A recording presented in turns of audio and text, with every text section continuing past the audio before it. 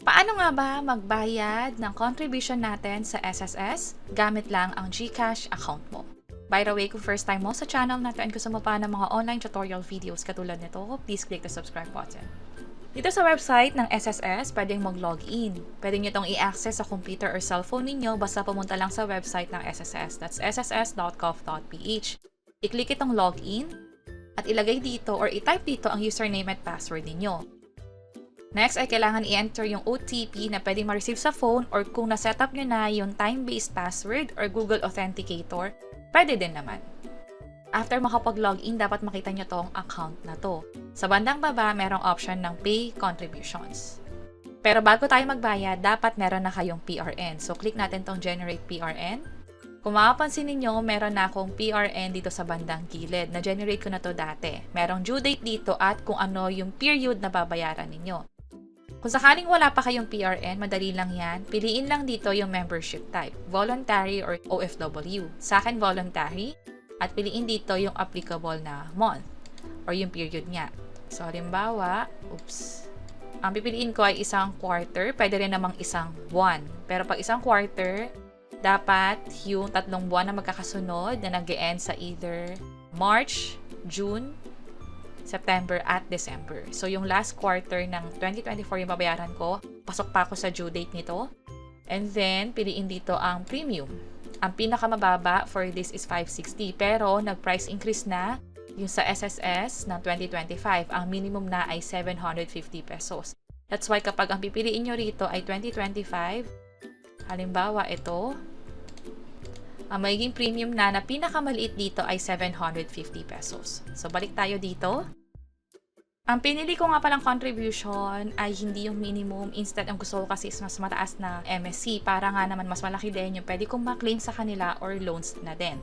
So, depende sa inyo at kung interesado kayo na paano nga ba mapapalaki yung loans o yung mga benepisyo, pang retirement, pang maternity sickness, pwedeng taasan yung contribution. Pero pag-aralan nyo muna kung magkano nga.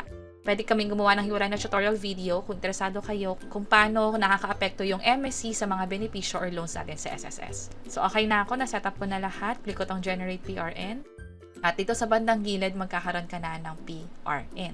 Also, ito rin yun. Kailangan ko na tong bayaran online. Merong option online na magbayad dito sa SSS mismo. Pero pag ginagawa ko to, mas mahal kaysa sa mismong GCash na app. Halimbawa, ito yung kailangan kong bayaran, nasa 8,400. Kapag kinlik ko tong next, kailangan mag-agree dito. Click ko yung proceed. Meron ditong option ng e-wallet. Kapag pinili ko yung GCash, andito yung convenience fee. Nasa 176 pesos. Kahit ibang option, halimbawa credit card, ganun din, mas malaki yung charge dito. That's why hindi ako magbabayad sa SSS online mismo. Pwede ko pa naman tong i-cancel. Ang mahalaga ay meron akong PRN na pwedeng bayaran. Meron ding option sa MyEG. Ginagamit ko to sa ibang pangbayad sa government. Katulad ng nakalagay dito, especially sa mga tax or sa BIR, ito talaga yung pinakaginagamit ko. Pero pag SSS, mas maganda na gamitin na lang yung sa app mismo. Ngayon naman, gamit ang phone ninyo, mag-login lang sa GCash. At mula dito, pumunta sa Bills. Pwedeng pumunta sa government, pero diretso na ako sa pag-search. Ito yun, SSS contributions tayo. Ilagay dito ang amount.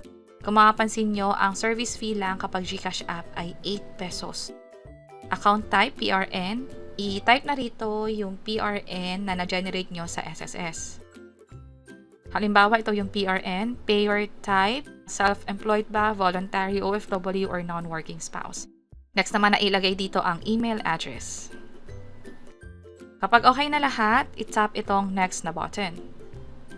Andito na yung sa payment reference number, email address, magiging yung sa amount. Tap ko tong confirm para makapag-proceed tayo. Nagkakaroon tayo ng error message. Ang nakalagay dito ay parang may problema.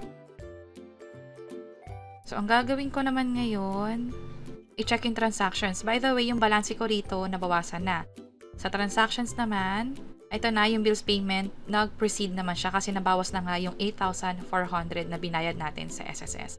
Meron na ring reference number dito. Ngayon naman, balik tayo dito sa SSS online account ko. Dito sa View Contributions, check natin kung nag-reflect na ba yung payment. Which is, nag-reflect na nga. Dito sa 2024, ito yung binayaran ko na period, meron ng contribution dito na tig to 2.8. So, kahit nagkaroon ng error message doon sa GCash, pero ang pinaka-importante naman ay nagpakita naman yung payment dito sa SSS.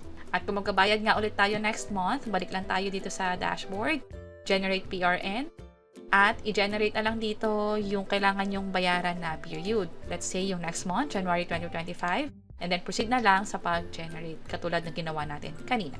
At ganun kadali magbayad online, pinaka-practical pa rin na gamitin yung app ng GCash sa ngayon.